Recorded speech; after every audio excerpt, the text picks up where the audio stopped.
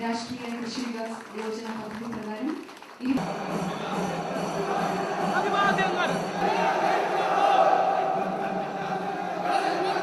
മത്സ്യത്തൊഴിലാളികളുടെ കടാശ്വാസം, അതിന് അവർക്ക് പലിശരഹിത വായ്പ നൽകുന്നതിന് 30 കോടി രൂപ ഇന്ന് ഈ ഗവൺമെന്റ് മാറ്റിവെച്ചിരിക്കുന്നു എന്ന് പറയാൻ ആഗ്രഹിക്കുക. മത്സ്യത്തൊഴിലാളികളുടെ ബുദ്ധിമുട്ടുകളും പ്രയാസങ്ങളും തിരിച്ചറിഞ്ഞുകൊണ്ടുള്ള പ്രവർത്തനങ്ങളാണ് ഇതെല്ലാം. ഇനിയും വളരെയേറെ കാര്യങ്ങൾ മത്സ്യത്തൊഴിലാളികൾക്ക് വേണ്ടി ചെയ്യാനുണ്ട്.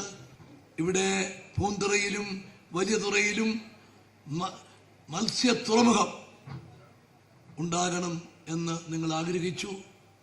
ഈ ബഡ്ജറ്റിൽ ഈ 2 തുറമുഖങ്ങൾ ഉൾപ്പെടുത്തിയിട്ടുണ്ട് എന്ന് പറയാനും എനിക്ക് അതിയായ സന്തോഷമുണ്ട്. അങ്ങനെ എല്ലാ തരത്തിലും ബുദ്ധിമുട്ടുകളെ, പ്രതിസന്ധികളെ, വെല്ലുവിളികളെ അതിജീവിച്ചുകൊണ്ടാണ് മത്സ്യത്തൊഴിലാളികൾ കഴിയുന്നത്.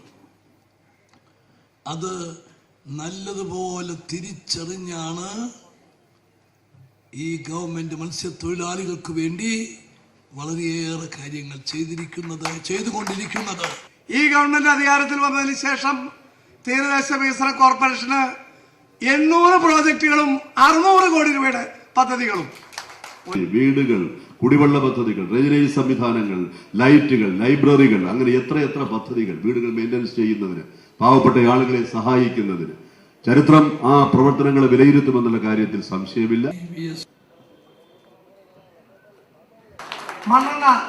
മണ്ണെണ്ണ ബാങ്കിന്റെ കാര്യം ബഹുമാനായ അധ്യക്ഷൻ, ബഹുമാനായ കേരള മുഖ്യമന്ത്രികളായ ശിവസേന കലാശ്വാസ കമ്മീഷൻ അംഗം